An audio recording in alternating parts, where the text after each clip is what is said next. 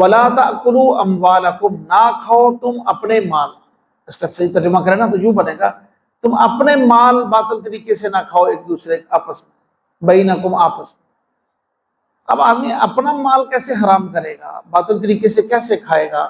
اس کی وجہ یہ ہے، مفسرین نے لکھا ہے کہ جب انسان کو ملاوٹ کرتا ہے، وہ مال کو حاصل کرنے میں غلط طریقہ اختیار کرتا ہے، تو پھر اس کا مال بھی غلط طریقے سے حاصل کیا جاتا ہے. مثال کے طور پر ایک شخص جو ہے وہ گھی کے اندر ملاوٹ کر رہا ہے، دیسی گھی کے اندر ملاوٹ کر رہا ہے. اب اس کو جو دودھ ملے گا، دودھ والا دودھ کے اندر ملاوٹ کر دے گا.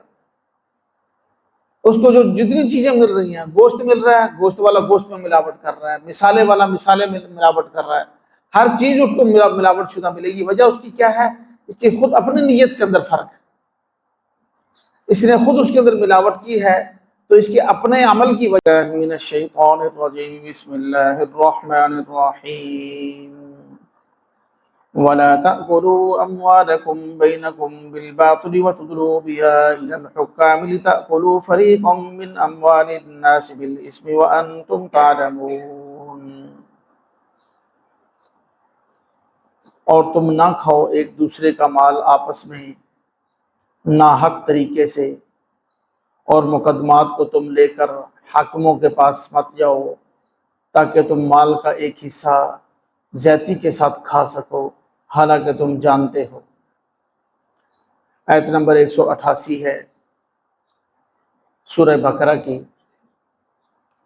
پیچھے روزے کے احکامات کو بیان کیا گیا، اعتکاف کے احکامات گزرے ہیں، جن کے اندر اللہ پاک جل شانہ ایک محدود مدت کے لیے کھانے پینے سے منع فرما دیتے ہیں، چاہے وہ حلال ہی کیوں نہ ہو. روزے کے اندر ایسا ہی ہوتا ہے، کھانے پینے سے سحری کے بعد انسان رک جاتا ہے، افطاری تک نہ کھا پی نہیں سکتا. اور بالکل جو نماز ہے 5 وقت کی، اس کے اندر بھی یہی پریکٹس کروائی جاتی ہے، نہ کھا سکتا ہے نہ پی سکتا ہے. بہت سے حلال کام، بات نہیں کر سکتا، ادھر ادھر دیکھ نہیں سکتا، حالانکہ دیکھنا بھی ادھر ادھر حلال ہے، بات کرنا بھی حلال ہے. تو یہ جو عبادات کے اندر پریکٹس کروائی جاتی ہے اللہ پاک جل شانہ کی طرف سے، گویا یہ انسانوں کو بار بار یاد دہانی کرائی جاتی ہے کہ تم نے اصل میں حرام سے بچنا ہے، حرام سے بچنا ہے. اب ایک محدود مدت کے لیے، ایک رمضان کے مہینے کے لیے، اور وہ بھی روزانہ چند گھنٹوں کے لیے اللہ کے حکم پر تم حلال سے رک جاؤ گے تو تمہیں عادت بن جائے گی اور توفیق مل جائے گی، تو پھر حرام سے بھی رک جاؤ گے. اب یہ یہاں پر جو حرام مال کمایا جاتا ہے، کھایا جاتا ہے، اس سے ممانعت کی گئی ہے. وَلَا تَأْكُلُوا أَمْوَالَكُمْ بَيْنَكُمْ بِالْبَاطِلِ، تم ایک دوسرے کا مال آپس میں باطل طریقے سے، ناحق طریقے سے مت کھاؤ. اس آیت کا ایک شان نزول ہے اور اس کی تفصیل تو بہت لمبی ہے، خلاصہ اس کا عرض کرتے ہیں. شان نزول یہ ہے کہ 2 شخص مقدمہ لے کر نبی پاک صلی اللہ علیہ وسلم کی خدمت میں حاضر ہوئے، اور اب مدعی جو ہے وہ مال کا دعویٰ کر رہا تھا کسی پراپرٹی کا کہ یہ میرا ہے، اور جو مدعا علیہ تھا جس کے پاس موجود تھا مال، وہ کہہ رہا تھا کہ نہیں میرا ہے. اب قانون کے مطابق نبی پاک صلی اللہ علیہ وسلم جو مدعی تھا اس سے گواہ مانگے کہ 2 گواہ پیش کرو کہ تمہارا مال ہے، تمہاری چیز ہے، تو وہ پیش نہ کر سکا. اس نے عرض کیا کہ یا رسول اللہ میرے پاس گواہ تو نہیں ہے لیکن یہ چیز میری ہے. آپ صلی اللہ علیہ وسلم نے پھر مدعا، اگلا قانون پھر یہی کہتا ہے عدالت کا، شریعت کا، ہمیں جو مدعا علیہ ہوتا ہے اس کے اوپر قسم آتی ہے.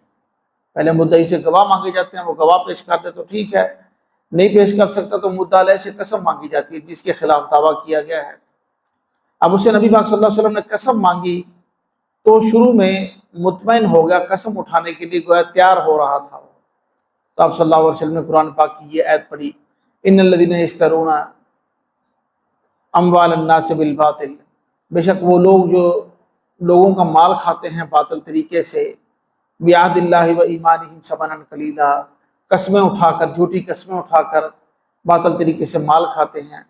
انما یأکلون فی بطونہم نارا، وہ اپنے پیٹ کے اندر جہنم کی آگ کو بھر رہے ہیں.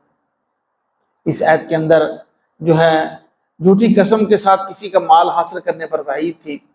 اب جب اس شخص نے سنا تو یہ اپنی قسم کھانے سے رک گیا، اور اس نے وہ مال جو ہے وہ آپ صلی اللہ علیہ وسلم کو ذریعے جو ہے وہ مدعی کے سپرد کر دیا کہ یہ اسی کا مال ہے، اس کو دے دیں.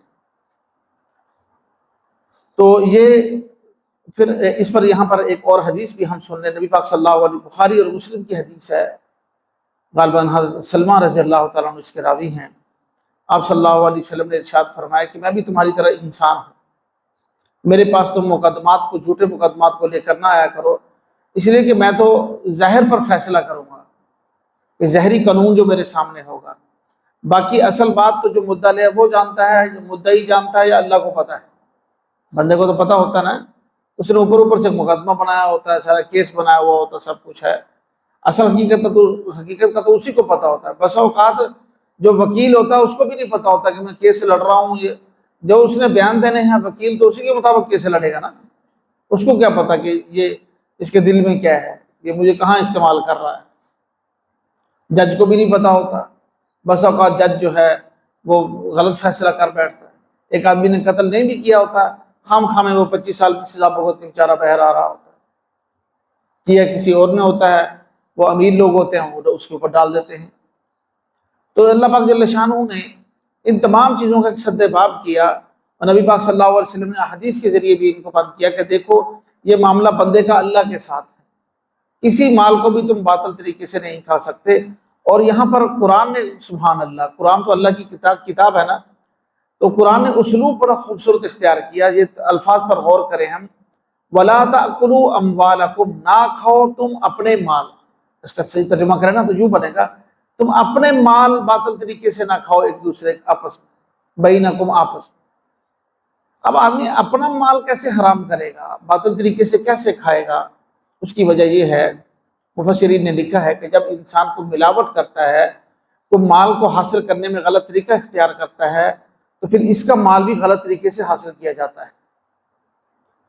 مثال کے طور پر ایک شخص جو ہے وہ گھی کے اندر ملاوٹ کر رہا ہے، دیسی گھی کے اندر ملاوٹ کر رہا ہے، اب اس کو جو دودھ ملے گا، دودھ والا دودھ کے اندر ملاوٹ کر دے گا، اس کو جو جتنی چیزیں مل رہی ہیں، گوشت مل رہا ہے، گوشت والا گوشت میں ملاوٹ کر رہا ہے، مسالے والا مسالے میں ملاوٹ کر رہا ہے، ہر چیز اس کو ملاوٹ شدہ ملے گی۔ وجہ اس کی کیا ہے؟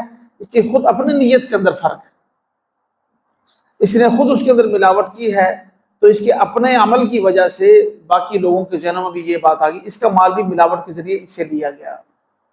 یہ انسان مت سوچے کہ میں جو ہے خود جو مرضی کرتا رہوں، مجھے سب کچھ خالص ملتا رہے گا، ایسا نہیں ہو سکتا۔ یہ زیادتی کرے گا تو اس کے ساتھ بھی زیادتی ہوگی، یہ غلط طریقے سے مال حاصل کرے گا تو اس کا مال بھی غلط طریقے سے لیا جائے گا۔ اسی لیے اللہ نے فرمایا لا تاکلوا اموالکم، اپنے مال بینکم، آپس میں باطل طریقے سے مت کھاؤ۔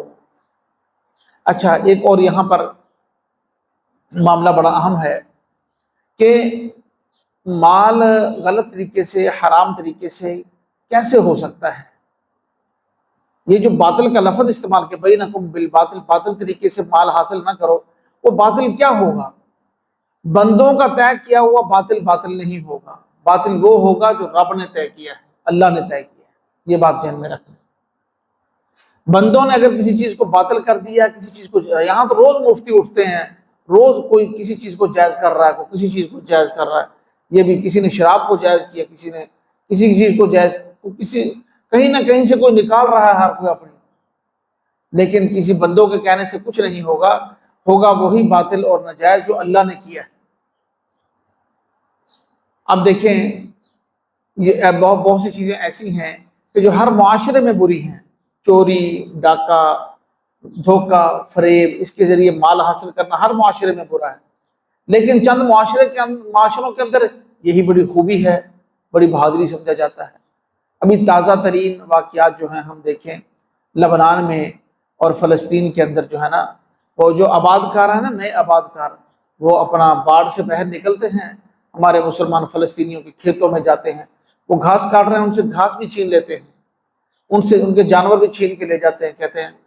اور ایک بچہ، میں نے رات ہی سنا اس کا بیان، وہ بتا رہا عربی میں بیچارہ کہ ہمارے لیے یہ بڑے دکھ کی بات ہوتی ہے، ہم نے گھر بنایا، جگہ خریدی، پھر گھر بنایا، اس کے اوپر خرچہ کیے، یہاں پلے بڑے ہم، تو لیکن جو ہے نا ہمیں آج افسوس ہو رہا ہے کہ صبح ہم نے یہ گھر چھوڑنا ہے۔ کیوں؟ اس لیے کہ یہاں پر کچھ لوگ آئے اور انہوں نے آ کر کہا یہ گھر چھوڑ دو اور اس کو گرا کر بھی جاؤ، ہم نے اپنا گھر تعمیر کرنا ہے۔ یہاں میں سکول گیا ہوا تھا، سکول سے واپس آیا تو یہ حال تھا پیچھے سے۔ اور اتنا مطلب ہے کہ نہ کچھ کھانے کو جی چاہتا ہے نہ پینے کو جی چاہتا ہے۔ اور ہمارے ساتھ یہ حال، کچھ سوسائٹیاں ایسی ہیں جو باطل طریقے سے مال حاصل کرنے کو بہادری سمجھتی ہیں، اس کو اچھا سمجھتے ہیں اپنے لیے، اس لیے بندوں کے طے کردہ قوانین لاگو نہیں ہوں گے۔ چاہے آپ عالمی کانفرنس کر لیں، پورے عالم کے تمام ملکوں کے وزیر خارجہ، وزراء اعظم کو بلا کر اقوام متحدہ کے اندر فلاں جگہ پر جنرل اسمبلی کے اندر سب کو اکٹھا کر کے جو ہے وہاں پر سب سے کانفرنس کر لیں بے شک، لیکن کچھ قومیں ایسی ہیں جو ان قوانین کو ماننے کے لیے تیاری نہیں ہیں۔ عالمی قوانین کو کوئی ماننے کے لیے تیار نہیں ہے، وہ اپنا ظلم پر ظلم کیے جا رہے ہیں دوسرے انسانوں پر۔ اس لیے بھائی بندوں کے بنائے ہوئے قوانین سے باطل باطل نہیں ہوگا، حق حق نہیں ہوگا۔ حق کو باطل کی پہچان کے لیے رب کا قانون چلے گا، جس کو اللہ نے غلط فرمایا سود حرام ہے تو حرام ہے، اس کے اوپر جو مرضی کفالہ کا لیبل لگا لیں، اس کے اوپر تکافل کا لیبل لگا لیں، اس کو ادھر سے انشورنس کر لیں، ادھر سے انشورنس کر لیں، اس کو حلال کرنے کی کوشش کر لیں، جتنی مرضی لیبل لگا لیں۔ اب دیکھیں گندگی گندگی ہی ہے، گندگی کے اوپر کوئی بندہ مٹھائی کا لیبل لگا کے اس کو بیچ رہا ہے تو وہ کبھی مٹھائی نہیں بنے گی۔ خنزیر کے گوشت کے اوپر کوئی بکرے کا گوشت کا لیبل لگا کے بیچ رہا ہے تو وہ خنزیر کا گوشت ہی رہے گا۔ بالکل ایسے ہی جو مال حاصل کرنے کے ذرائع حرام ہیں وہ حرام ہی رہیں گے، کہ ساری دنیا مل کر ان کو حلال کرنے کی کوشش کر لے۔ اس لیے رب تعالیٰ کی طرف سے جن چیزوں کو حرام کیا گیا وہ حرام ہیں، جن کو حلال کیا گیا وہ حلال ہیں۔ ایک تو یہ بات ہمیں معلوم ہوگی کہ باطل و حق کا معیار، حرام اور حلال کا معیار وہ ہوگا جو رب العالمین کی طرف سے طے ہوگا۔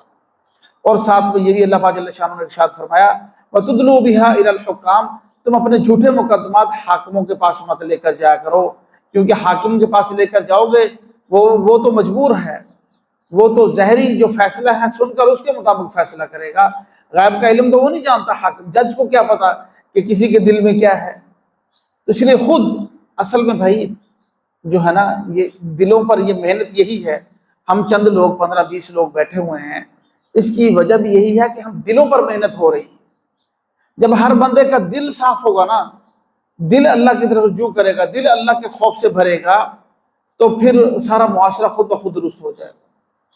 اگر ہم یہ کہیں کہ دلوں کے اندر چور ہو، اوپر سے قوانین لاگو کر دیں، تو بہر بے شک کرفیو لگ جائے، فورس کھڑی ہو، اندر دل صاف نہیں تو لوگ گھروں کے اندر بیٹھ کر بےایمانیاں کریں گے۔ تو اس لیے موبائل کے اوپر اور کیسے کیسے طریقے سے بےایمانیاں ہو رہی ہیں، اور جو ہے باطل طریقے اختیار کیے جا رہے ہیں، دھوکہ اور فراڈ ہو رہا ہے۔ جس کے دل میں اللہ کا خوف ہوگا، چاہے وہ کال کوٹھڑی کے اندر ہوگا، اندھیرے میں ہوگا، تب بھی وہ وہاں پر دھوکہ اور فریب نہیں کرے گا۔ یہ قرآن سب سے بڑا نسخہ ہے دلوں کو صاف کرنے کا۔ اس لیے فرمایا کہ اپنے مقدمات کو، دلوں کو صاف رکھو، اپنے اللہ سے ڈرو، اپنے مقدمات کو حاکموں کے پاس، ججوں کے پاس، عدالتوں کے اندر نہ لے کر جاؤ۔ وہاں لے جاؤ گے ہو سکتا ہے تمہارے حق میں فیصلہ ہو جائے، لیکن یہ مال حرام ہوگا۔ وَأَنْتُمْ تَعْلَمُونَ، حالانکہ تمہیں اس بات کا علم بھی ہوتا ہے، تم جانتے بھی ہو کہ یہ حرام ہے، پھر بھی حرام کھاتے ہو۔ اب یہاں پر آخری بات یہ ہے کہ مال حلال کے جو ہے نا فائدے بڑے ہیں، اور مال حرام کی نحوست بڑی ہے۔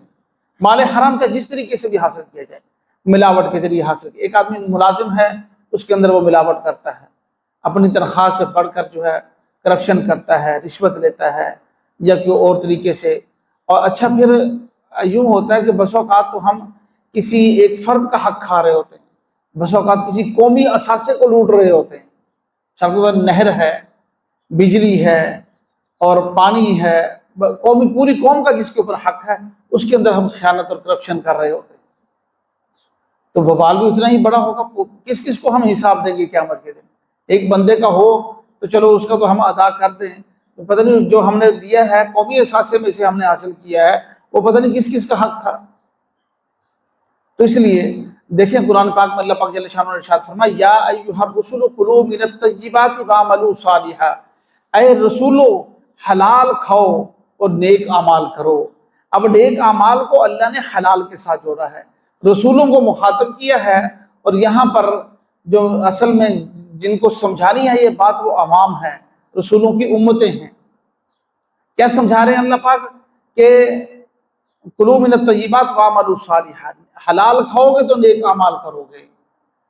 حلال کی یہ برکت ہے، حلال کے اندر یہ کشش ہے کہ انسان خود بخود نیکی کے اوپر آ جاتا ہے، نیکی پر آمادہ ہو جاتا ہے۔